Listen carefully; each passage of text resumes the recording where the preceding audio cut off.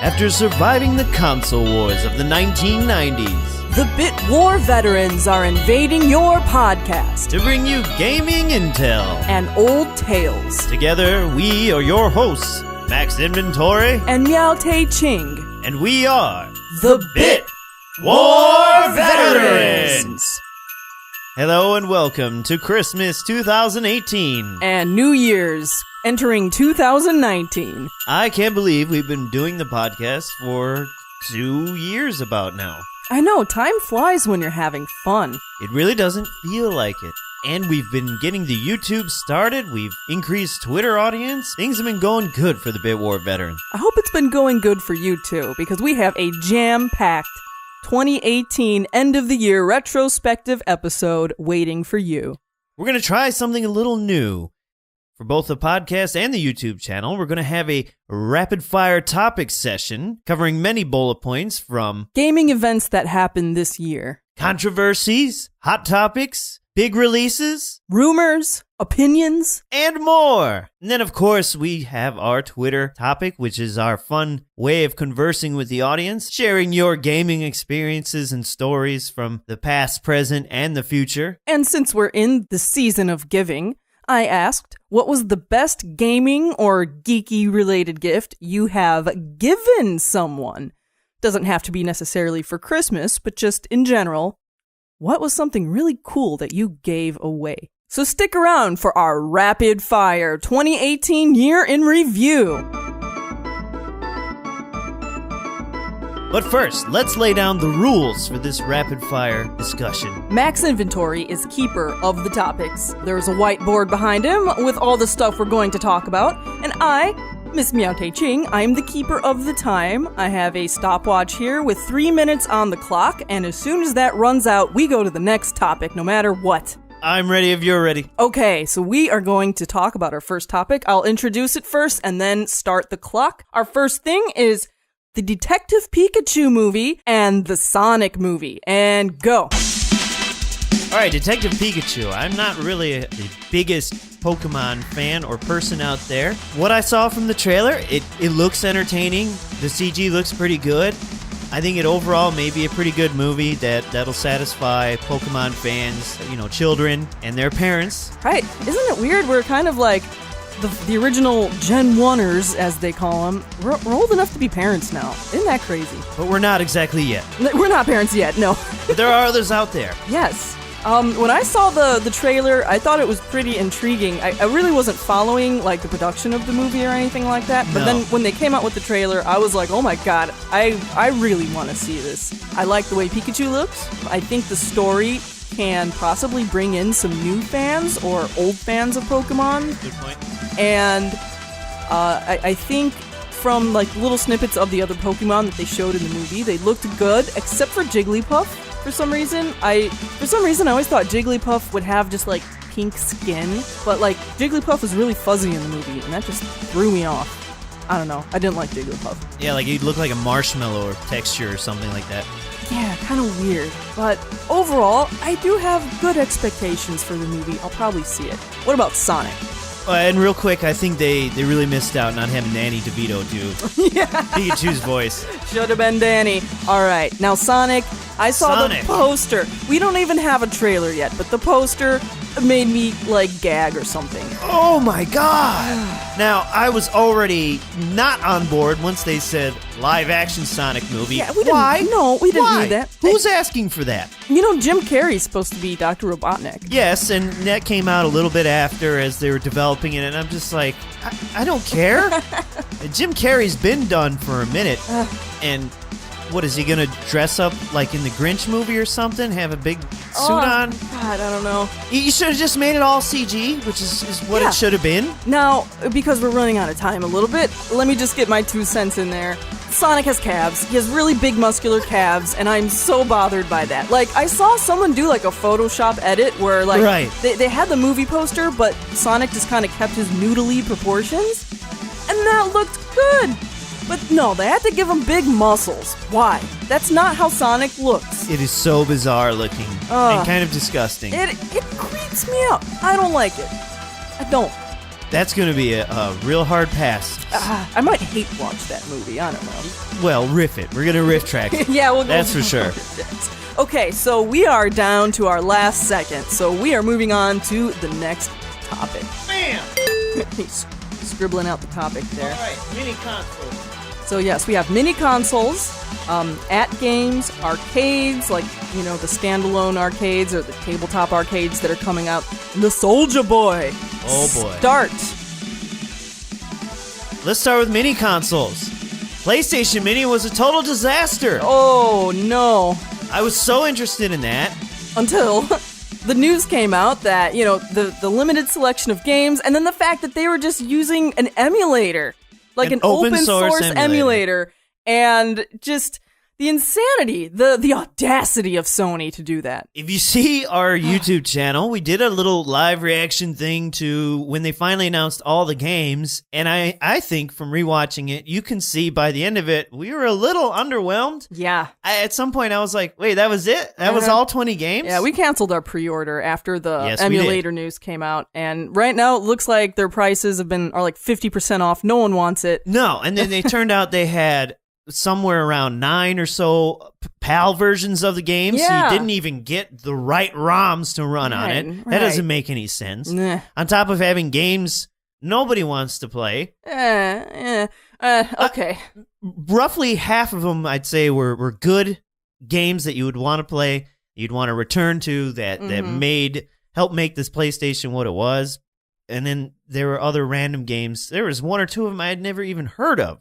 So at games. The At Games controversy. Okay, so they are the company that makes those little retro consoles. They used to do the ones for Sega, which for the most part were okay, but their sound emulation was off and their controllers were kind of suck. Sega has dropped them once they announced that they were coming out with their own mini console. And Sega, please learn from Sony's blunders. You can't make the same mistakes, please. And what they did with their newest releases of arcade consoles, which come on these like little USB flash sticks that you plug into your TV, and they have a controller that you interact with. So for some people, some of the reviewers, the initial ones that came out, and apparently this is the issue with a Walmart version and the other versions, where they had the NES ROM editions of those arcade games while still having the arcade games versions on the box and in the console menus, and then the other versions that had the actual arcade ROM rips. So what's the deal with that? Is it just hit and miss? And then they basically admitted in their own Twitter reply to when they were called out for this that they switched ROMs mid-production run. So that just sounds really lazy, really confusing. False advertising if you buy the one expecting the arcade versions and you get the NES versions. Yeah, that could be a big difference for some of these. It is. By the way, we just ran out of our 3 minutes, and we haven't even talked about arcades and Soulja Boy. So, okay, we're going to put a little bit of time on the clock, and we're going to continue on.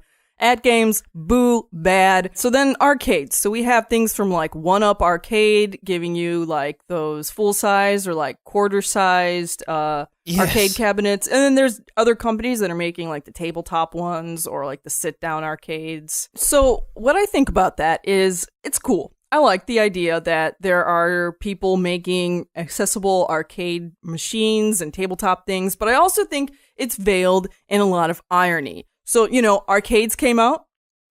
That was the only way to play video games for a long time. And then the idea of a home console was to bring arcades to the home. And then consoles got so popular, people stopped going to the arcades, but people still liked arcades. So now people are making cabinets for you to buy and take home to bring the arcade cabinets to the home. It's so ironic, isn't it? It is funny. I also think it's funny, too, that some of these really only have the one game, or I think they made 1 or 2 that have a couple of games on them. Right. But so much more could be done. You know, think of a MAME emulator and even a Raspberry Pi with an SD card that could have, you know, thousands of freaking games on it. Right. But, you know, this is for the person who doesn't want to do all that. They just want to buy a thing and take it home. And that's fine. Right. But what I'm getting at, and of course licensing will be an issue here as well, is just that we have the technology. If you're going to fork out that amount of money to have this whole thing, because these things are hundreds of dollars, you know, at least give me like 5 games on it, something like that. And we've also seen that in some of the reviews, if you look around for them, they may not exactly play the best. Because of the cabinet size, The placement of the controls is like really close. So if you're playing something 2-player, you're going to be knocking elbows. Mm-hmm. Yeah. I mean, if you want an arcade experience that's like perfect, you either gotta get your hands on the original arcade cabinets or custom build your own ones with your own switches and have your own plans and do that thing. Yeah, well, for me, the arcade 1-ups are a pass. I mean, I think for certain people, they'd be completely fine and people like them. So, to each their own. But we're going to move on to Soulja Boy, because what the hell is Soulja Boy doing? Good old Soulja Boy. And crank that lawsuit. Yeah, crank that lawsuit. So what he's been doing is deciding to open up his little own store where he could sell a bunch of garbage, Chinese-made trash. And that includes gaming consoles that you can get from Alibaba, AliExpress, whatever those weird Chinese Amazon sites are. And he's gotten some kind of deal with these companies to release their bootleg garbage consoles with his name on it. With his branding on it through his stupid store. For like an inflated price. Ridiculous. Absolutely. I think one of them is you can get for $50 and he charges, $200-$300 or something for it. And they're trash for the most part. Mm-hmm. He wants to get into gaming. He wants to start his own esports team. Yeah, okay. Okay, they also have thousands. If he was just starting an esports team, fine. Let Soulja Boy crank that. Bankroll it. But he's releasing these Chinese knockoff consoles with his name on it. People are complaining, and then he's mouthing off on Twitter to these people. Like, he's like, Nintendo ain't gonna sue me. Yeah. Because that's the deal. They're preloaded with hundreds, some of them maybe 1,000 ROMs already. Mm-hmm. You can't do that. Right. You can't not do that. I hope he gets sued. Yeah, and we have one of the Chinese knockoff consoles, the Cool Baby, right? Mm-hmm. We do. Hundreds of those games aren't even real games. They're garbage. They're like hacks of other ROM games hacks and reskins, and some of them aren't even games. They don't play. Right. It's trash. So Soulja Boy, good job. Gotta watch it, okay? Because there's gonna be a lot of people out there that are gonna want to sue you and stuff. I think it's wrong that Nintendo sued that family for millions of dollars just for running that ROM site, and they had a couple banner ads like they really made a whole lot of money off of selling ROMs. They weren't even doing that. Right. That's garbage. They should have just went after Soulja Boy instead. Differently. Yeah. But please sue this man and take him down. Okay, we gotta move on to our next topic. We've gone way over on this one. Cross that off the board. He's really crossing off the name of Soulja Boy on our whiteboard here. Idiot. Anyways. Loot boxes. What's the deal with loot boxes? Go ahead. Okay, so this is already really becoming to the public limelight, starting with the release of Star Wars Battlefront 2. All of the lovely loot boxes and just the grind that you have to do. And the fact that you were absolutely getting in-game advantages over other players for having the garbage that they offer. It's almost like a pay-to-win scheme for some of these games. It is. And then, luckily, we have some European governments that are stepping in and saying that loot boxes should be regulated because it is a form of gambling, and gambling needs to be regulated. And so we have companies that are complying, and then good old EA says, nah, we're not going to comply with that. Yeah, I forget which country that is where they're refusing, but, some countries said it is gambling, some haven't weighed in on it, some have said we've examined it, no, we don't think it is. Even the U.S., one of the congressmen from Hawaii or something tried to get involved. Look, I don't want government involvement in my freaking video games, or in much of any aspect of my life, but... if these companies keep friggin' pushing, it's gonna happen one way or another. Now, the best way is if they just stop making money off of it, then they'll figure it out and stop. Well, I think we're getting to a turning point where there's enough people are becoming aware of this. Enough people seem to be sick of all the loot boxes and sort of things. We're going to have another topic later about the AAA gaming industry and the state of it right now. But I do believe there is a little bit of an awakening going on with the general gaming population that's catching on that a lot of these loot boxes are absolutely unnecessary and that they're just cash grabs for these companies that make a lot of money already. It's not like they need this money. It's just a way for them to penny and dime you out of your money for stuff that's not needed in the game. 2017, EA generated nearly $4.85 billion in revenue, okay, with a net income of $967 million. Wow. Meanwhile, from 2008 to 2016, for what numbers I've got, the cost for developing games has stayed roughly the same. It actually peaked around $370 million, and now it's sitting around maybe $300 million or so. That's for these AAA titles. Yeah, AAA titles, yeah. So the cost of making games is not really moving hardly at all, and yet they are making a lot more money, hand over fist, than what they have before they started implementing all these microtransactions and DLCs. I think you hear the term being thrown around a lot now, games as a service, which means you're buying the game and then you're buying pieces and additional pieces of the game instead of just buying the game expansions and having the game, you know? Yes. But we are out of time. So he's crossing this off with a blue marker, but for, 500 loot coins, you could change that to a green marker. Instead of spending 20 hours earning those loot coins, you could just give us $10 right now. Yeah. Nintendo Switch Online. Nintendo released their new online service this year to not much fanfare. And to be perfectly honest with you, we really haven't gotten it yet either. No, at least they're priced underneath the other guys. Yes, Microsoft, Sony, I will give them that. Yeah, I think their pricing is pretty good, especially if you get like the family plan or whatever it is. But I think I'm not really impressed by their library of games right now, because most of what they're offering, you've probably already bought before. Maybe. One thing is that the online service in Wii U was not so good. It was free, but we were often dropped from games all the even time. with a solid internet connection. Yeah. We had issues with it on and off, playing Mario Kart, and then all of a sudden, bloop. I think from what I've heard, the online connections are pretty good for most people. They've improved that. I'm just not willing to take the plunge yet until they get more games that you're able to play in their library for the service. Yes, we're not huge fans of Splatoon. It's a fine game, but I don't really care to play it. We tried the first one. I'm pretty sure I'm not going to like the second one. Mario Kart 8 Deluxe, okay, fine. That's good. But we don't even own that yet because we had it on Wii U. Right. I think, Smash Brothers would be interesting to play online. That's the first one. That's the one that I would play, but I haven't yet. And one of the big selling points is their Nintendo Classics feature. Right. Which I think is a neat idea. But I think they still need more games behind that. And they have added a second wave, or is that wave coming soon? I don't remember. Should have looked that one up. Too late. They do have another wave of games coming, or has already dropped, and they plan on adding more. And some of those are really interesting and also have online features baked into them. But then there was also some issues with that too, like when you're playing online, there's delays between when you're pressing button and when Mario jumps on the screen. If you're trying to play Mario 3 online or even Zelda. But I think that is a good idea to start with, and I hope they can fix that. They also backtracked on their policy of deleting your cloud save games if you canceled your subscription. Right, but not every game is available for cloud save. So now they've extended that to something like 180 days past when you pause your subscription.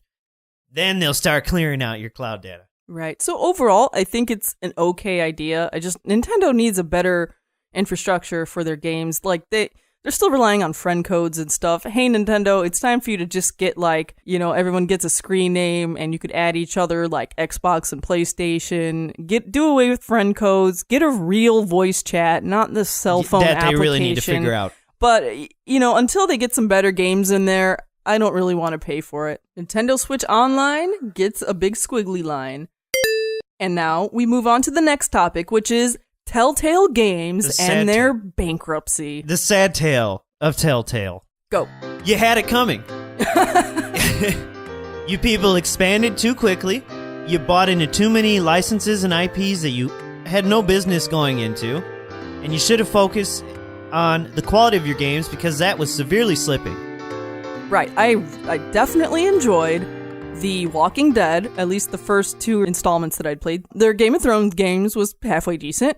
You really liked... The Wolf Among Us is incredible. Yes. Probably the height of what they were doing was Season 2 Walking Dead, Wolf Among Us. Then they took the nosedive. They started producing crap like, who asked for or wanted the Minecraft stories thing? Probably a lot of kids. I don't know. The Batman detective thing. I don't think Batman's a good point-and-click adventure. Back to the story. Future, you know. Back to the Future was one of their first ones, which was great. That helped put them on the map, and I enjoyed it. Mm-hmm. But they did Guardians of the Galaxy. Why? So from what I heard, I've heard from like an interview or something from an ex-employee that when they were rapidly expanding, they were getting these people hired in so quickly, and they would throw them on a team for a game. We need you to do this and this and this. And as soon as their job was done, they got rotated to another team that was already in production for another game. So these people were getting thrown around, just to finish certain assets of certain aspects of these games and then tossed into the team for a completely different game at a completely different point in production. And there was like there was no team building. There was no cohesiveness. You don't get a feel for what you're working on when you keep getting shuffled around. And I think that was one of the big problems that led to their quality decline. They were also closed almost overnight, and that prompted a class action lawsuit from a bunch of employees that violated, I think, a California state law wherever they were based. Yeah, California. Right, where you can't be fired, without enough notice like that. And these people were only given, I think, like to the end of the month to have their health care, and they were given, really crappy severance checks. Some of their contractors were not even given severance checks, anything like that. They definitely broke some laws doing that. It was really terrible how it went down. I feel sorry for some of these employees. I do, but not for the decision makers at top. You guys screwed the pooch. You had it coming. Yeah. And I'm really, really sad I'm not going to get a Wolf Among Us 2, at least not by them. Right. I think they're finishing like Minecraft with like a skeleton crew, and they're done. And there is one other game they're finishing up. I don't remember. But this topic is done now. So from one gaming disappointment to the other, our next topic, Fallout 76. Bug Out 70 sucks. Go. Why, Bethesda? Why? I loved you. I played Morrowind. I played Oblivion, Skyrim, Fallout 3, Fallout New Vegas, Fallout 4. I started wondering, what were you guys doing? And then Fallout 76. I think when you were announcing it at E3, it seemed all peachy, but then as soon as your beta test launched and so many people got to see what the actual product was, I was done. No way in heck was I going to buy that game. A buggy asset flip. That's what that was. A buggy Fallout 4 asset flip. People in Fallout 4 would mod out your bugs that you didn't even try to mod out. And then they reappear again in Fallout 76, and if people try to mod the game, they get banned because it's online. And some of these have been persistent and found that there is code directly going all the way back to Skyrim. Fallout there's a 4. Skyrim dragon in there. It's an asset flip. You guys got lazy. Spoiler alert. This used to be one of my favorite companies in gaming, period. But you guys got lazy. I don't know how you make all that money and expand like that and put Skyrim on everything known to man, and you don't have the time or the money or whatever, to go through and make this game be less buggy. Todd even said in an interview this originally was the online portion for Fallout 4. And it got scrapped, but they couldn't into finish it in time, whatever. They didn't know how to implement it, and they said, hey, we'll turn it into our own game. The other problem is it's just disaster after disaster with this. Not only is the game trash, not only did it go on sale almost immediately after it came out, throwing a slap in the face of anyone who paid full price for the game, or even worse, the big blunderous collector's edition that had a nylon bag instead of the canvas bag that it was advertised. If they would have just said you get a bag, it would have been fine. But they had to say canvas bag, and y'all got nylon, and people... It's like rubbing salt in an already open wound. It is. And the other issue with that is they never changed the promotion or marketing after they realized we're going to make these nylon bags instead of the canvas ones. So that is deceptive marketing. And they gave a lot of streamers and influencers nice canvas bags before the game was released. But, the people who paid $200+ for the collector's edition got the nylon. So, they did have canvas bags. They just didn't give them to you.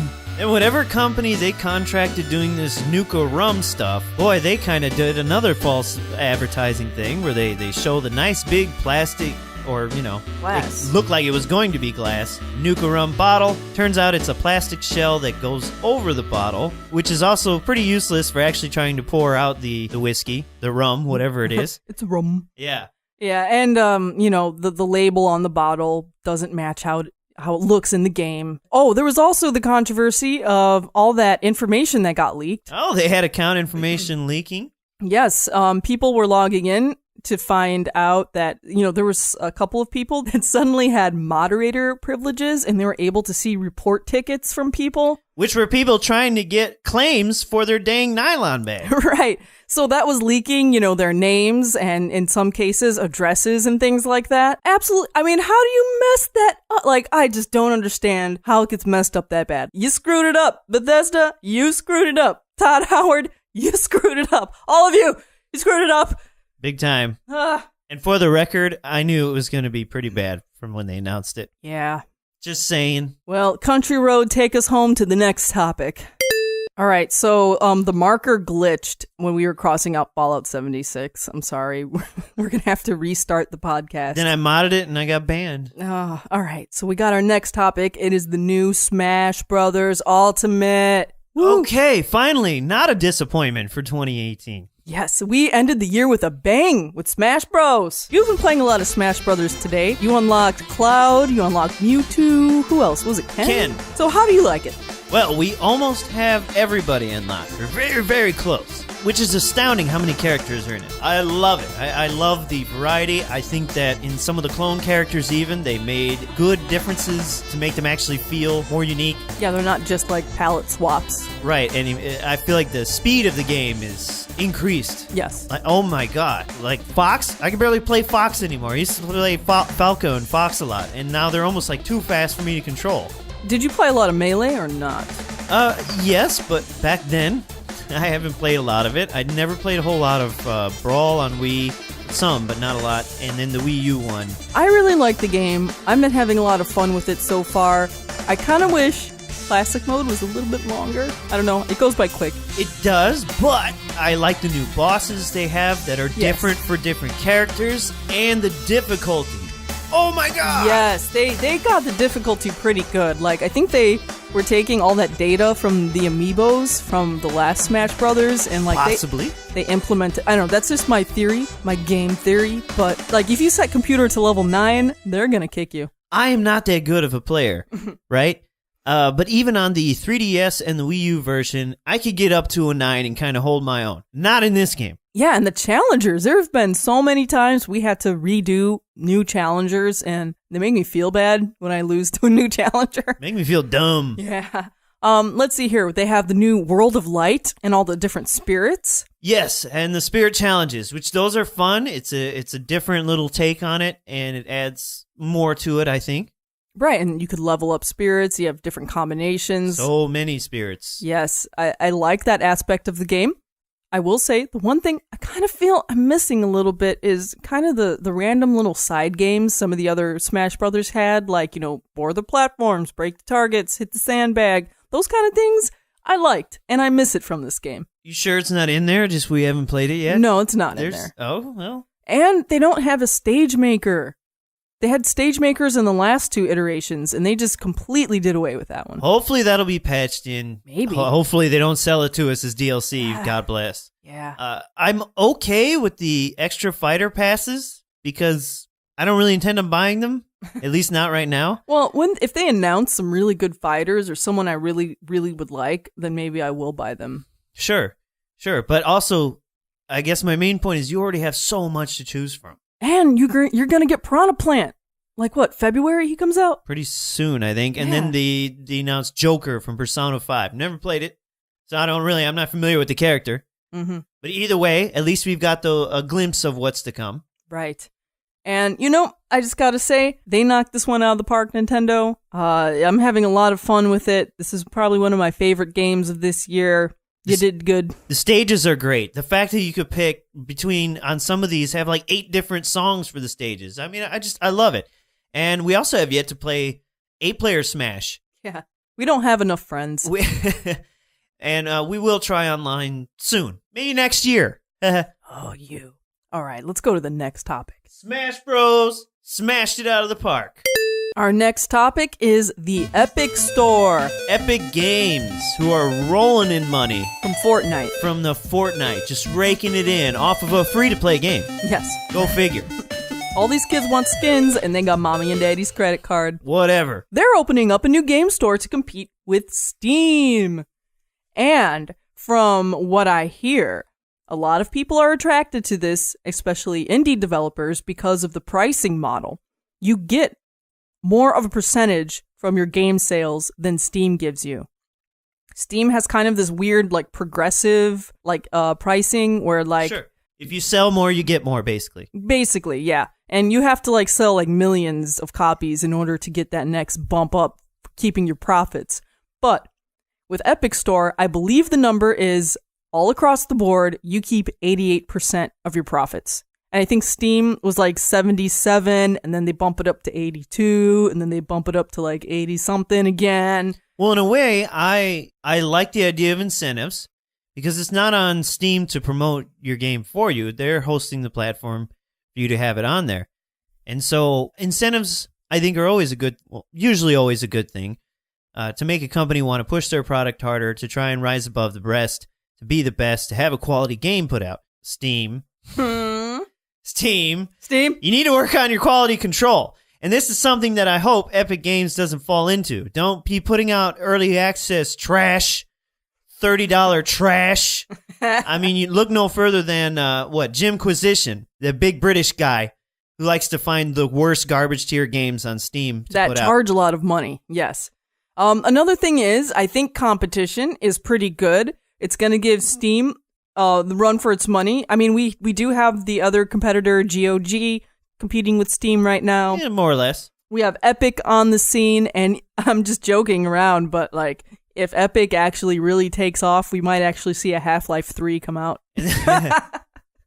Encourage Valve to put out Half-Life 3. Right. There's also the deal that they already have deals with certain companies to release games exclusively, or at least with for an exclusive window on Epic Games. So that could kick some more incentive for competition. And it's kind of like PlayStation Plus, where every month they will have one game that you could download for free. I know they launched with Subnautica. I don't know if you could still get that one for free, but it was free for most of December. And didn't EA Origin say they were going to stop doing that? Yeah, because I grabbed a couple free games from EA Origin, and I have too. Never played them because I don't ever open up that stupid EA launcher. They weren't always the best options either, but hey, we're done with our 3 minutes here, and for me, I think competition is a good thing. You know, we can't have Monopoly Steam run everything. We're curious to see where it goes. Epic Store goes bye-bye on the board. And now we move on to our next topic it's kind of a combo topic of Blizzard and Diablo Immortal, just the whole thing, the whole storm. You ready? I'm ready. Okay, so let's start this off. So they announced Diablo Immortal. Everyone was expecting a new Diablo game, or at least a Diablo 2 remaster, but they went ahead and said... Diablo expansion, Diablo something. 3 expansion. But they said, no, y'all have phones, right? Do you not have phones? Tablets? And yeah, so there's going to be a new Diablo game. It's going to be exclusive to phones and tablets, and most people are not very receptive of that idea. I'm not either. No, and it's not even being developed by them. No, it's being developed by a Chinese company called NetEase, which is known for their kind of cash-grabby, copy-pasty cell phone games. Predatory microtransactions. And then on top of that, well, let's just kind of get into the big picture real quick. They've been making some really strange decisions at Blizzard Activision. A lot of people are suspecting that it's Activision that's pushing Blizzard to do these things. That is the key. That is their master overlord. Yes. And if they aren't happy with the financial performance, the axe is going to come down. Right. We've seen old guard leaving Blizzard, people who've been there since before World of Warcraft leaving. Yeah. We're seeing a decline in Overwatch. Yes, Overwatch is in decline. So is World of Warcraft. A lot of people are not happy with the new expansions, and their numbers are really low. They're so low, they stopped updating shareholders and things with their numbers a while ago. And out of the blue, they have cut their esports support for Heroes of the Storm. Yeah, overnight. Overnight. Not even giving them a notice, not even saying we'll finish the year strong and then we're going to have to back off after that. So these guys can maybe switch to another game. It was just announcement. Boom. And then just the other day, they also announced that if you are watching or participating in the Overwatch Championship Leagues and you are participating in the Twitch chat, which you must link your Twitch account with the Blizzard account, if you say or do something they don't really like, they will take away their toys. No, I don't think that in their official announcement of it that they said they would do that. That's other people speculating, but... Yeah, that's kind of weird. Okay, imagine... But the implication is there. Yeah, that if you say or do something in their chat that they don't like, that they could take away your games from your account or ban you. And, I think that's just a very dangerous precedent to set. There's definitely a level of professionalism that you need to have, especially if you're in the esports realm. But with the direction that they've been going, I'm kind of afraid of that direction, okay? Yes, it is. I hope it fails. And most smart people are just going to create new Blizzard account with spoof emails. So if you ban it, it doesn't matter. I mean, it's just stupid. Yeah. It's just stupid. You could already ban people who spam and put in dumb crap, so... Right. Come on. I mean, if you're a professional, act professional. But does Blizzard need to go around acting like your mom? You said bad words online. We're going to take away your account. No, they don't need to do that. Yeah. Next topic.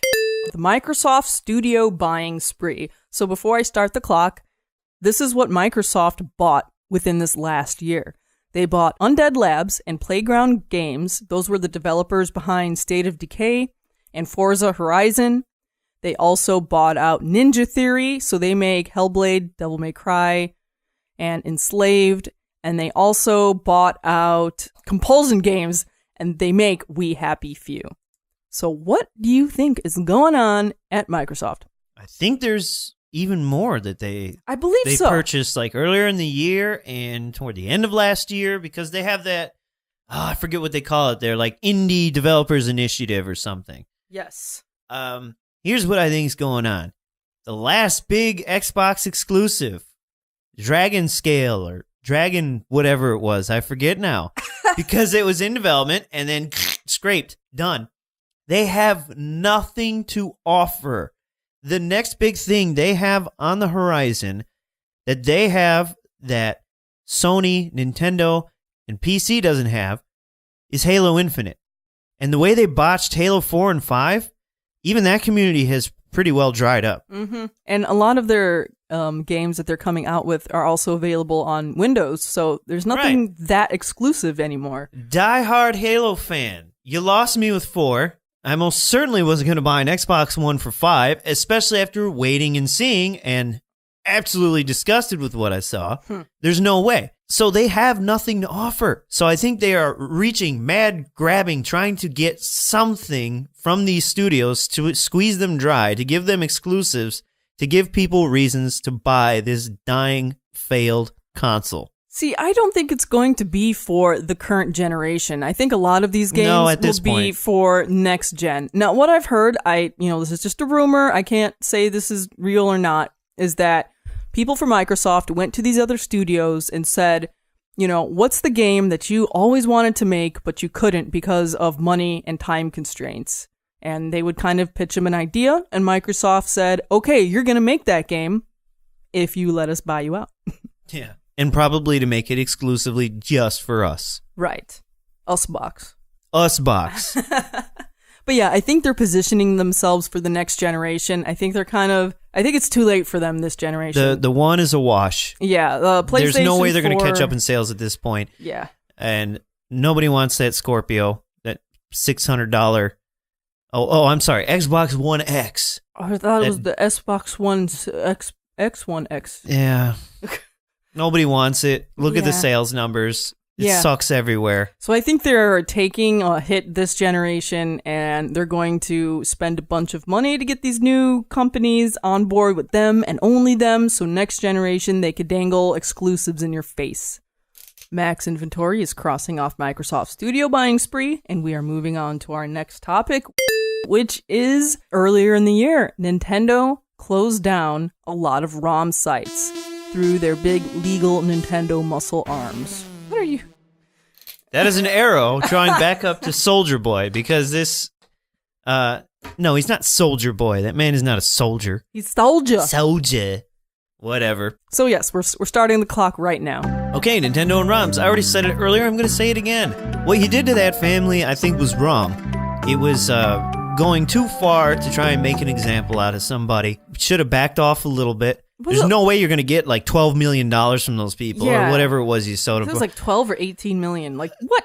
Yeah, of course, I never looked into it, but they probably had to file for bankruptcy. They might be forfeiting their assets. I mean, that's just absurd. It wrecked those people's lives for trying to keep those games alive and preserved. Again, they weren't selling them. They just had some, banners on the website. It probably barely covered the cost to pay for the website hosting. Like, just get out of town.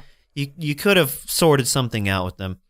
I think, which then scared other websites, and then just took them down preemptively. Right, and that's what Nintendo wanted to do. They wanted to make an example and send a message. Okay, so Nintendo launched their online service, and they don't want anyone else to have their games available for download. They want you to pay, which, I mean, okay, I understand that. You're a company, you want people to pay for your games. You don't want them downloading them for free and stuff. Okay, I get that. That's also their games, whoever they can... some of these companies aren't even around anymore. Right, but there's other games on these ROM sites that are not Nintendo properties that those companies don't ever care about. You don't get cease and desist letters from all these other companies. Half of these companies aren't even companies anymore, which then kind of brought into the bigger discussion of, game preservation. And ROMs are actually, in a way, kind of needed to preserve these games, because sometimes they are. It's very, very hard to find or very expensive to get physical copies of a lot of these older games. A lot of these companies don't exist anymore, so they're never going to get re-released. So the only possible way to actually get your hands on some of these games is by downloading a ROM. In even the next 20 years, we're going to see less and less of the actual hardware, the consoles. We're going to have cartridges rotting.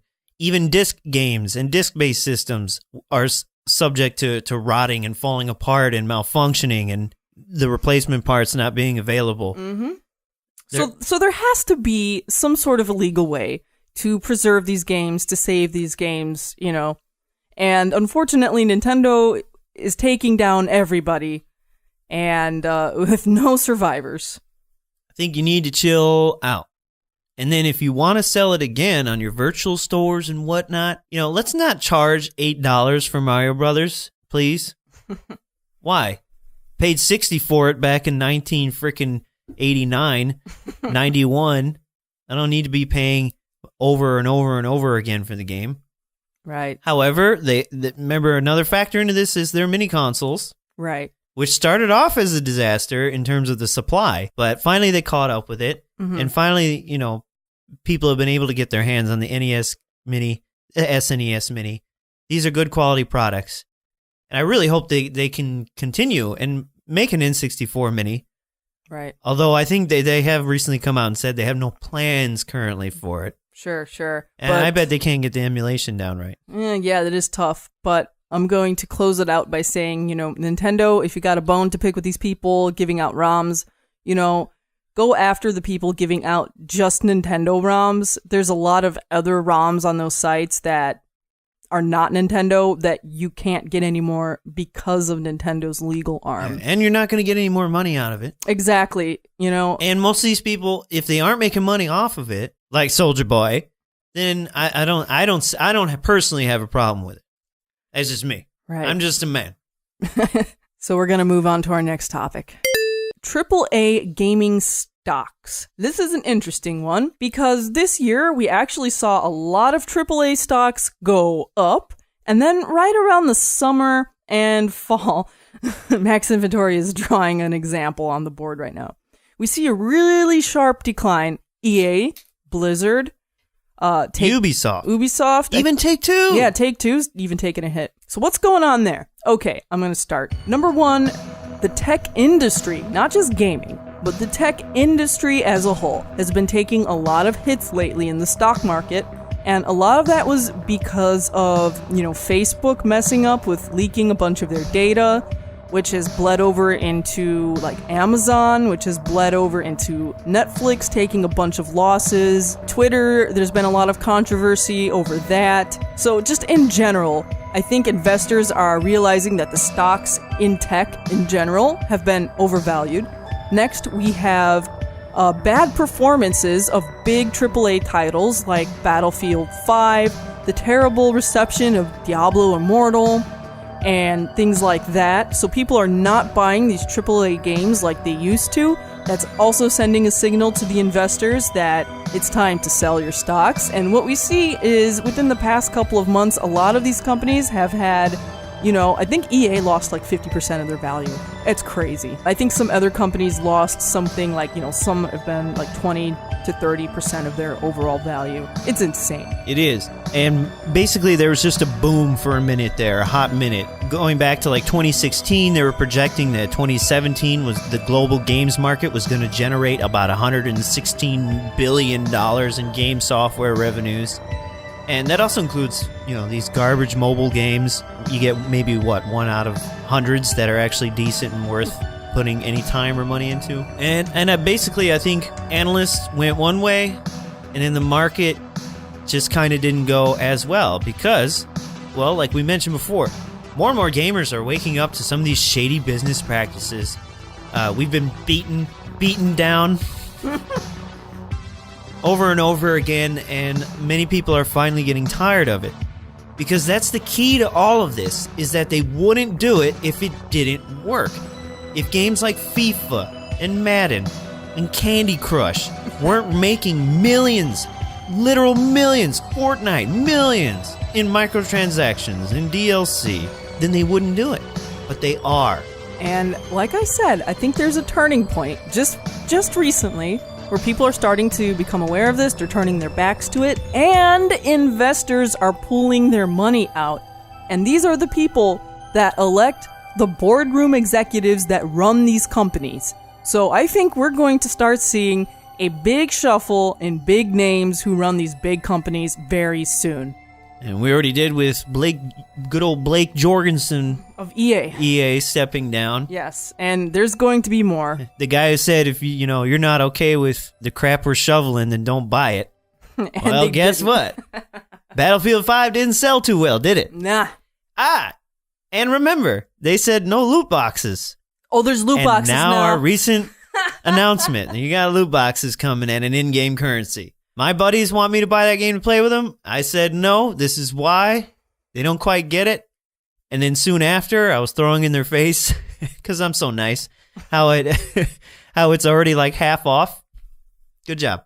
Yeah, actually some of his buddies are like, yeah, I'm kind of bored of Battlefield already. Yeah. All right. It's not a good game, nor was it a complete game. Yes, death to EA. Next topic. I'm never going to get any corporate sponsorships from anything ever.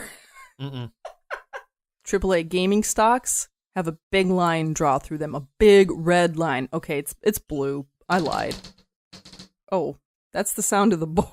That's the sound of the stocks crashing. Our next topic is new console rumors. All of the big three have some new console rumors. Xbox Scarlet, PlayStation 5. Hopefully they stick with the rational naming convention. You can call it PlayStation 5 all the way up to 10, 11, 100. I don't care. It makes sense. But whatever Xbox is doing, whatever, they need to stop. There was also some rumors of like a new enhanced Switch coming out too. I think Nintendo kind of talked that down, but wouldn't surprise me if in the future there's like the Switch Deluxe, In our first YouTube video, we called it all the way back then when they finally announced the actual Switch before, when it was the NX. Oh, yes. We said they're going to learn from the successes that they had with two of their highest selling consoles, the Wii and the Nintendo DS, where they have multiple iterations of the DS. It got bigger, it got smaller, it went 3D, it went back to 2D, then it was, the 2D was one piece, now it's a two piece, and then with the Wii, you had accessories out the wazoo. And I think that they are going to translate those to the Switch. Okay, let's talk about some of the rumors for the next-gen systems for Xbox and PlayStation. And then one of the biggest ones that's floating around is that they will be a streamable game service, and they will go discless, or they will have a disc version and then just a streamable version of the consoles. Okay, making 2 different versions, go for it. But I guarantee you, people are going to want the dang discs. Mm-hmm. And I'm not talking about a stupid disc that only has a downloader for the game. Don't do that. Stop doing that. Mm-hmm. There are some companies that have done that. Mm-hmm. Weren't there reports that Fallout 76, Yeah. if you bought the disc, it sometimes didn't have the disc. It had a piece of paper in it. Yes. With the download code. Yes. So, I mean, people still get angry over that. The other thing is that not everyone has either a fast internet connection. You know, some people still have metered connections. Our poor friends in Australia will never be able to have a huge streaming game service like that. Their internet's crap. I think some parts of Canada, they do that. Yeah, so, you know, I think people like to think that everywhere the internet's fast and everything, but that's not true for everybody. So you're already limiting your installation base and your customers by purely going pure streaming. Don't do it. And they also want it to stop you from trading games with your people you know, trading games in and buying used video games. And there's also, we've seen it on as far back as like the Xbox 360 and things like that, where games will just get taken off of the marketplace. Games you used to be able to buy just kind of poof one day. So imagine that. Yeah. Oh, I'm really into this game. I'll wait to buy it. And then you wait too long and it's just not even there anymore. And I believe this happened with some people who have like the Apple streaming service, that they paid for a movie and then, you know, like a year or two later, whatever, Apple loses the license for that movie and they delete that movie from your computer. Like you don't even get to keep the copy that you paid for. It's gone. You know, even with something like Netflix, I've had people I know complain, hey, I was watching this series, and then they ran up with the license, and then they took it off. Yeah. Or how frustrating is it when they only have a couple seasons of a series, but they don't have the whole thing? Right. What? So, new consoles, we know they're coming out within the next maybe 2 to 3 years. We really want to know if they're going to be physical or not. I vote for physical. Absolutely, all the time. All the time. And we're going to have to move on to our next topic. And never buy a new console. Never. Let them work the bugs out. Let the price come down. Never buy a new console. Launch games usually suck anyways. Yeah, I have a little personal anecdote, but we'll save that for another episode. Okay, we're crossing off new console releases, and now we're going to talk about something old. Old franchises getting reboots, getting resurrections, getting remakes, getting upgrades, downloads, everything. Sequels or spiritual successors. Yes, so I have a list. This is not all of them. There's too many to list, but I'm just going to name them off right now. We could kind of talk about which ones we want to talk about. I guess it'll be a little bit of a longer rapid fire. Maybe not so rapid fire. But the list I got is 2 Point Hospital, which is a spiritual successor for Theme Hospital. Then we also had the announcement of a new Bubsy game. Yay. Because we wanted Bubsy. A new Streets of Rage. Definitely. We had a new Shaq Fu come out. Which turned out to be a disaster. Oh, surprise. Did you think it would be awesome? No. We had Shenmue 1 and 2 get re-released. Brilliant. And they're supposed to be working on a third. Third one Fantastic. Third one is supposed to come out in August of 2019. Woo! Then we had the Spyro and Crash remasters. And I picked up the Spyro remasters. I haven't played them yet, but I'm gonna. I love the Spyro series, and Crash is pretty cool too. Yeah. Absolutely. Then we also had the announcement of a new or a remaster of Oddworld. And then we have a new MechWarrior game, MechWarrior 5. Ooh. We also had Night Trap and their 25th anniversary. Which we couldn't get a hold of for the Switch run version. Yeah. They had a physical release on limited run games, and they were so limited. Like, they sold out as I was typing in our shipping information. What a bum. But we did get it on the Steam, the PC version of the re-release, which I think had come out earlier, but either way, I was caught in the hype and the nostalgia. I loved that game back then, and The PC version is very good. If you always want to get your hands on it, we love playing it together. It's a blast. They announced a new Crash Team Racing. That franchise is coming back from the dead, which is exciting for so many people. That was kind of a beloved PlayStation racing game. Honestly, I stayed away from it back then. Oh, it was pretty decent, you know? It was also announced Blizzard is opening up World of Warcraft Classic servers. So you'll be playing Vanilla WoW. Yeah. Now, sadly, I am interested in this. Me too. I talked all that trash on Blizzard earlier, and I'm like, well, maybe I'll play Classic WoW. I know there's people out there just going, just join a private server, but Well, they went through and tried to shut a lot of those down. True. We have the new Toe Jam and Earl coming out.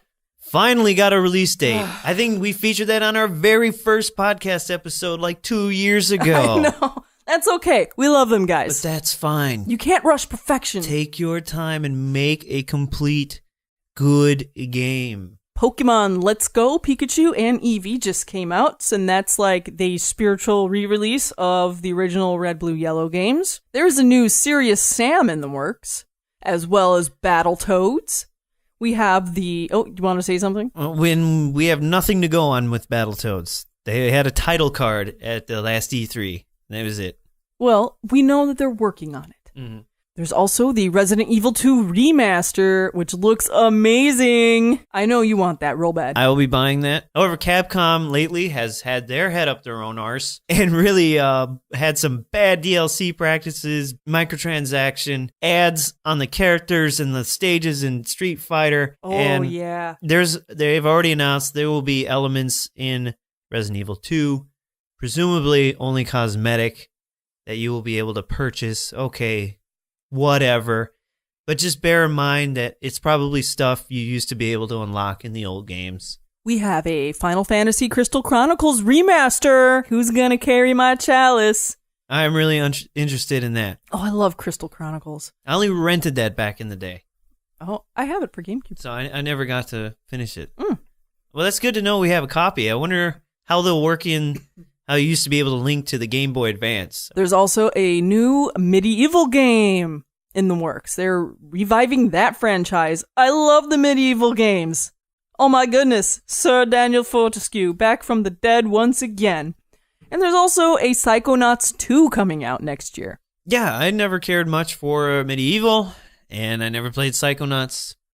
So I know. I don't know what to say about that. A lot of people are excited over Psychonauts. I never got into it either, but this is just some of the games. There's too many games getting re-releases right now. These are some of the main ones that caught my eye and your eye, and I think 2019 is going to be a great year for games.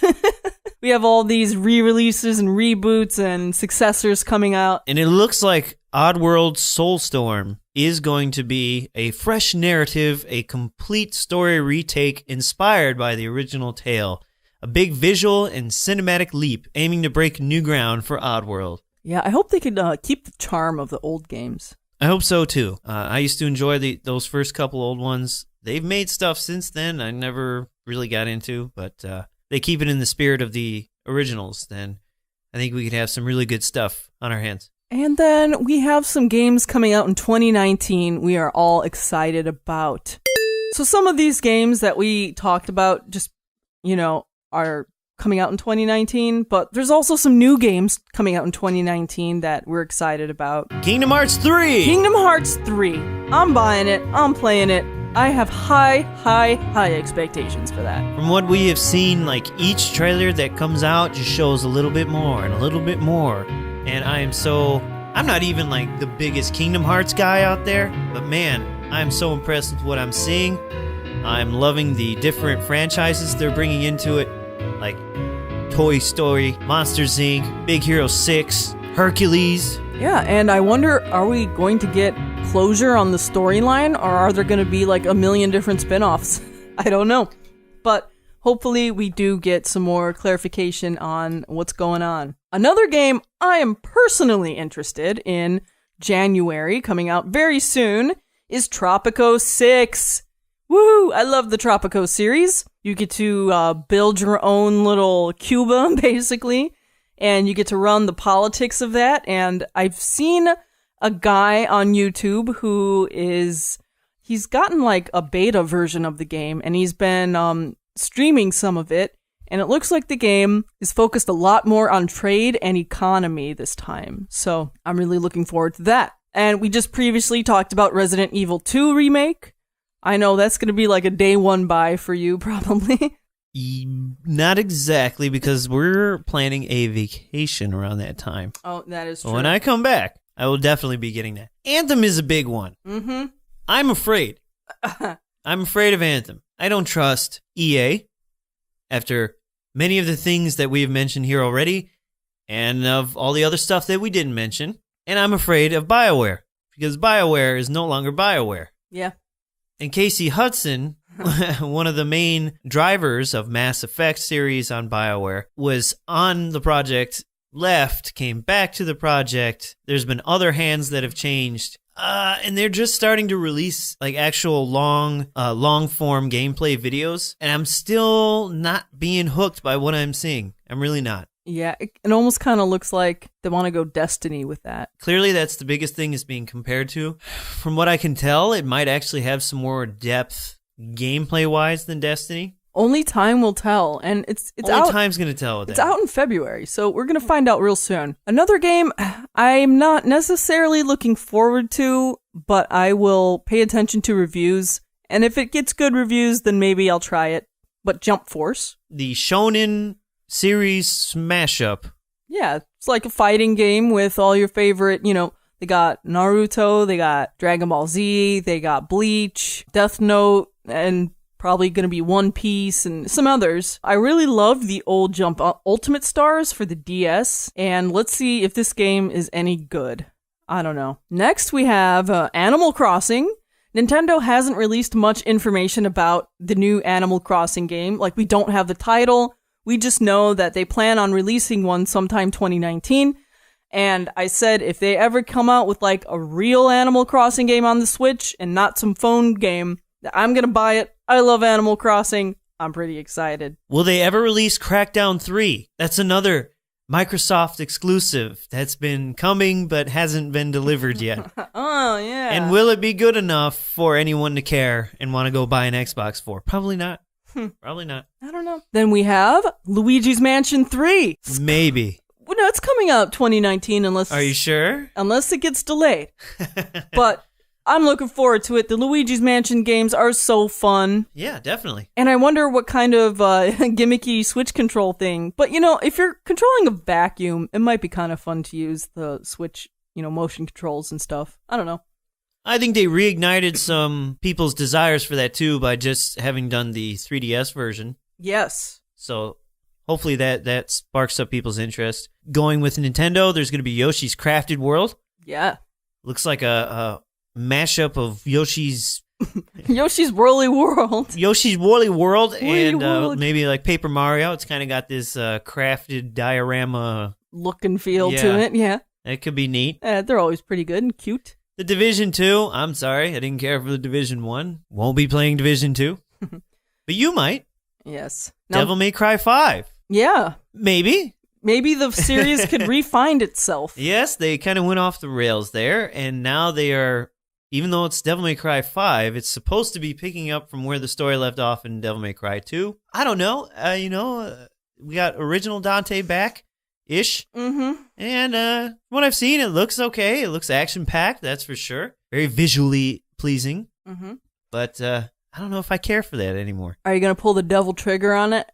Oh, my God. Then there's also MechWarrior 5, which I'm super excited about. I always love the MechWarrior games. I love mechs. I'm going to buy it. Remember the smash hit game? No one cared about Rage? Well, we're getting Rage 2 by Avalanche and id Software. Could be all right. Now, this one's highly debatable, but maybe a Metroid Prime 4. Again, all we got was a teaser card on that one. Yeah. Last year? Or that was early this year? This was earlier this year. Are you sure? Yes. Oh, okay. So I thought it was last year, and then we were expecting something this year and got nothing. I thought it was earlier this year. No, I think it was last year. Whatever, but, maybe we'll get Metroid Prime 4 this year. I doubt it. Next year, 19, whatever. Yeah, we might get a trailer for Metroid Prime 4 this year. Same thing with Cyberpunk 2077. Yes. Dying for it, mouth-watering for it. I need it, I want it now. Take my money, but it's probably not going to come out this year. And to be honest, I have no problem with a company taking their time and releasing a complete, full game worth $60 or more, and I think they're going to deliver. Yeah, that's a game that I really have high expectations for, including another game that's kind of in the same realm, Death Stranding. Will it come out 2019? Who knows? But I also have high expectations for that one. Absolutely. Yeah. And again, no set release date. Here's a fun one. Do you remember at E3 last year when the host sat in the audience and talked to a guy about Star Wars Jedi Fallen Order? It was the most random, lackluster announcement. Packed in last minute. Let's just talk to the guy in the audience about this game. Well, allegedly it's supposed to come out holiday 2019. If they didn't have anything for E3, I don't know how this game is going to be ready for then. And we don't know anything about it either. So... yeah. So what are you going to do? Will it actually be a game? Who knows? Or is it going to be part of a game that they're going to rush to release and then sell you the rest and call it game as a service? Again, no trust EA. No. No. I love Star Wars, but not that much. Another one coming up next year, which I'm pretty excited about, is the Marvel Ultimate Alliance game for the Nintendo Switch. I think that's going to be fun. And, what's it, 4-player? I'm pretty sure it's 4-player co-op. It should be. Kind of like the classic X-Men Legends game.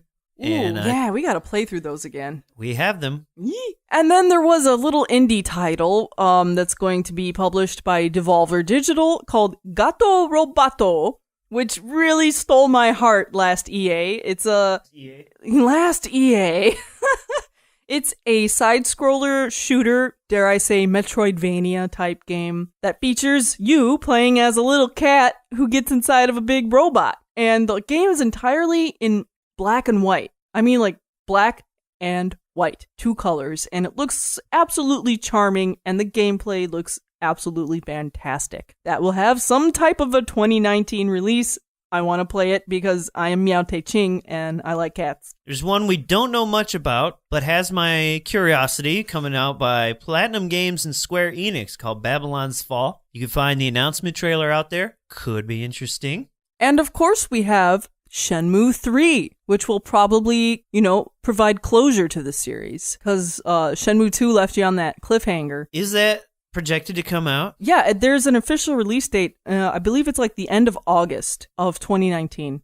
Oh, okay. We'd also mentioned the indie game Sable by Shedworks and Raw Fury, projected to come out. And it is possible we might get The Last of Us 2. Yeah, maybe. I really enjoyed my time with the first one and the story and the characters, so naturally, I'll be watching for that one.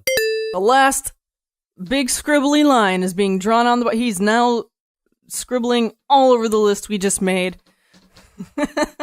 We've gone through all of our rapid fire and maybe not so rapid fire topics, covering the big events in gaming this year, 2018.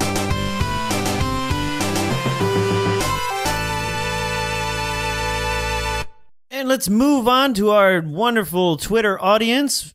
Your answers to our question: what was the best gaming and or geeky gift you have given someone? Because it is the season of giving. And we're going to start with Jimmy Whispers. Jimmy Whispers. He whispered his reply. He said he's going to be getting his kids Captain Toad Treasure Tracker, Splatoon 2, Super Mario Party, and a pair of red Joy-Cons. Well, I would be happy with that. I'd be happy with half of that. Great job, Dad. Yeah, you got some great games for your kids.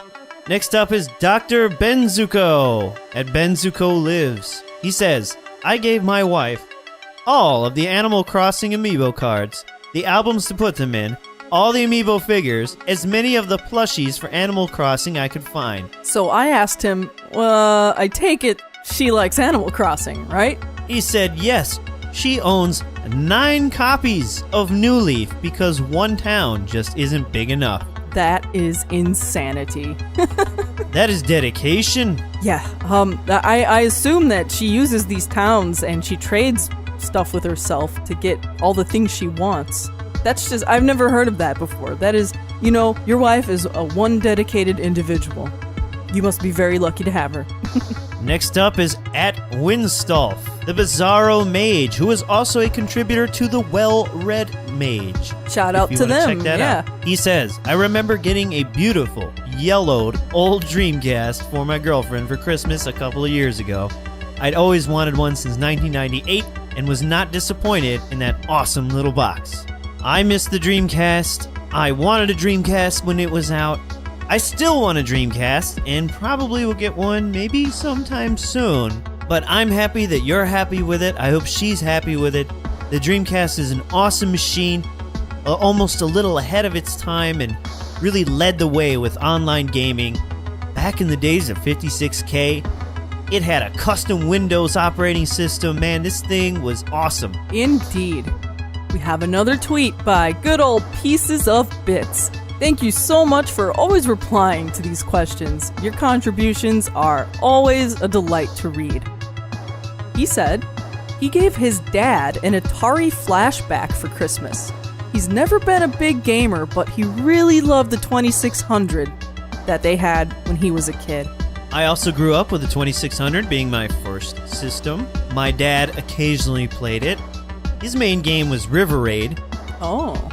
He loved that game. I think that's a really good console to get for your dad, have him relive some of his nostalgia as well. It was also pretty much the only thing my sister would play, and I bet she would probably get a little enjoyment every now and again of turning one of those off. She loved Pitfall, but she never got into anything else beyond that. Dabbled with Nintendo, but it never really caught on for her. We have a tweet from Coffee Cobun. Just this year, my brother and I got Dad an arcade 1-up Galaga cabinet. Now we're always vying for the top of the leaderboard when we visit. He's winning, for now. He likes the games and he remembers playing them in arcades when he was younger, particularly Galaga and Phoenix. And this is exactly the kind of audience that 1-up is targeting more with these machines. And I appreciate that people are able to pick up some copies and enjoy them for themselves. Yeah, my dad was really big into asteroids. He told me that a while ago. I would have never really pegged him as much of a video game player, but he said he was really good at asteroids, so maybe one day if they come out with the asteroids cabinet, I'll buy it for my dad so he could put it in his little basement den. And then we'll hack it and put a whole bunch of games on there when we come over. Actually, there was one time we went to a barcade together, and my dad was like, oh, there's pinball machines here. Oh, yeah. I was a pinball wizard. I'm like, oh, Who yeah. doesn't like pinball? I'm like, yeah, right, you were, Dad. And he beat my butt. Like, my dad was good at pinball, and I had no idea until we went to this arcade together. It was insanity. Carl at CS Kyles says, I got my son a Switch this Christmas, and he got to receive it early. I got to play Mario Kart with him online, and that was the next best thing to have him being with me and playing it under the same roof. That's so sweet. It is. Notice how he says, I got to play Mario Kart with him. So I feel like this was a bit of a dual gift, huh, Mr. CS Kyles? And there's nothing wrong with that. There's nothing wrong at all. Games should be shared. Games should have more local co-op play, more couch co-op. That's something the Bitwar veterans are huge proponents of. But online play is fine too. Like, especially in situations like this, where you have a kid that, might live away from you. So this is how you connect with them. And that's really important. And we have our final tweet from JSF001. I'm gonna have to go with some Game Boy games I picked up from Japan for my brother. One was Hoshi no Kirby, which is Kirby's Dream Land, and I can't remember the other one. I'd been looking for the original Pokemon Green for him, but was unsuccessful in finding it. Now that sounds like a really awesome gift. Not only is it a fun game, but it's the Japanese game, which makes it, 10 times cooler. Because it came from Japan, hand-delivered for your brother. That's awesome. My question is, can he read Japanese? Are they simple enough to where you don't really need to know Japanese? I think Kirby's Dream Land would be simple enough, but Pokemon Green, you would need to either read Japanese or just know how to play Pokemon enough where you could just go through the menus and kind of know what everything is. But yeah, Pokemon Green is the Pokemon game that was not released here in the States. So that makes it kind of a rarity, an oddity, something uncommon over here. And there was a time, a long time ago, I got something really cool. I hate to say it. It was this for my ex-boyfriend. It was so cool, too. I wanted to steal it back after we broke up. Way back when Twilight Princess was brand new, there was a cardboard cutout display of Link in my local Game Crazy. Remember Game Crazy? They were part of Hollywood Video. I don't know if that was a Midwest-only chain or what, but Yeah. Game Crazy was a nice little counter store to GameStop. Yeah, very friendly staff. I liked it a lot better. And, it was my local store. I would go in there. They knew me. I knew them. It was great. So one day, I just kind of walked in there and saw that display. I was kind of half joking around, and I'm like, yeah, I called dibs on that. And the guy working behind the counter was like, just write your name and your phone number on it. I'm like, what, seriously? He's like, yeah, no one else has asked me for this. I'm like, are you serious? I could have this. He's like, yeah. They're going to change out the display and at whatever time, a month or two from now. But when they're done with it, I can have it. I'm like, okay, great. So I think I got the display sometime in November. And I kept it in the basement of my house. And then for Christmas, I gave it to my now ex-boyfriend. And he completely was not expecting that at all whatsoever. I mean, who would think you would be getting a really cool Twilight Princess Link store display for Christmas, right? I would take it. Yeah. I would take it, definitely. And I wanted to take it back after we broke up. Like, seriously, I'm like, dude, I want that back. I got that for you, and like, no, that actually has my name and my phone number on the back of it. Technically, it's mine. Give it back. I had a family member that used to work for like Wise Way or Sam's Club or some big block store like that. And she got me a Velociraptor cardboard fold-out for Jurassic Park 2, Lost World. Ooh. I still have that thing folded up. Remember I pulled it out not that long ago? Yeah. That thing comes up almost to my chest. That thing's huge. Giant raptor with the logo on that at the bottom. That would be a great way to scare away people trying to break into your house. Just a big raptor comes out at them. You like Home Alone rig it. Well, that's pretty cool. I mean, last year I bought my nephew a couple of PlayStation games. Disappointed to hear that one of them didn't work. I mean, they were used, of course. They're also for PlayStation 3. He didn't have a 4 yet. And we didn't buy it, but we helped one of your buddies from the military build his very first gaming PC, which was an absolute delight. That's kind of like a Christmas gift. Because we kind of put it together for him. Insulation. Yeah. And, it was his first time ever having, like, a PC. Like, he had no idea what to research or how to research. So, we did that for him. We explained to him what was going on. We picked out a really, really sweet rig for him. It was just a little over $1,000, and that thing makes me jealous. And it was an absolute pleasure to, show him how to piece everything together. And he'll be gaming away into the new year. Another nice little gift was, before I left for the Army, I built my old boss a RetroPie. Mm-hmm. Yeah, that was nice. I mean, he gave me some money for it, but I didn't let him give me too much for it. It was basically just to cover the cost of the board. Yeah, it was supposed to be a gift anyways, but, yeah, he insisted. He's too nice. Big Boss D, you're a sweet man. You know who you are if you're listening. Miss you, buddy. But y'all would think that as many Christmases as we've had together, we haven't really given each other, like, video game gifts. Not really. I gave you, Xenoblade Chronicles 2, like the super special awesome edition. That's true. Went right before you joined the Army, or was that during? Was that? After? Like during? Remember? Yeah, I can't remember now if it was after I finished basic training or job training.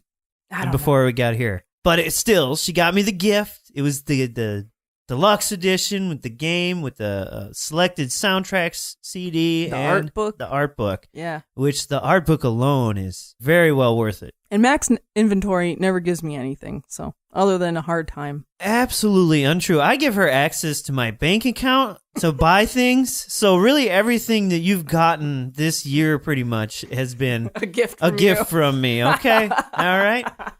Okay, it's got to be like The that Breath now. of the Wild guidebook, the Red Dead Redemption 2. Smash Brothers.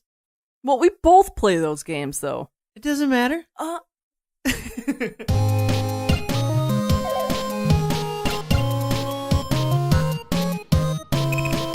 Well, we just want to wish everyone here a happy 2019. If it didn't work out for you last year, make it work for you this year. If video games have taught us anything, it's that if you don't hit that high score, you just hit the reset button and you keep on going.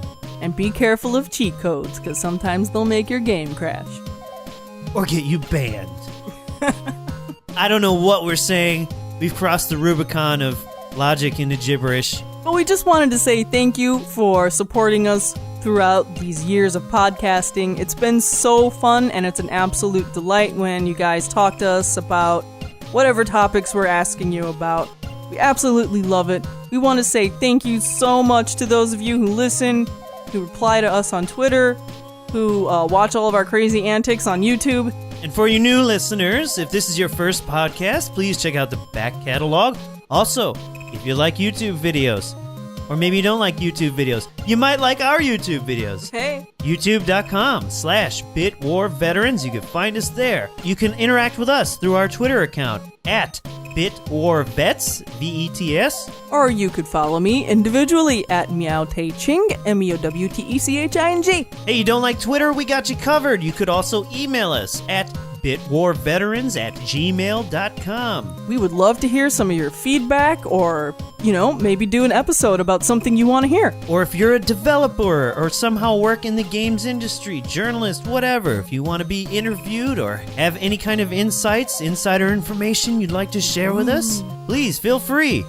Get in contact with us. We love to hear from you. And if you've made it this far on our podcast, that means you and we are Bit War Veterans!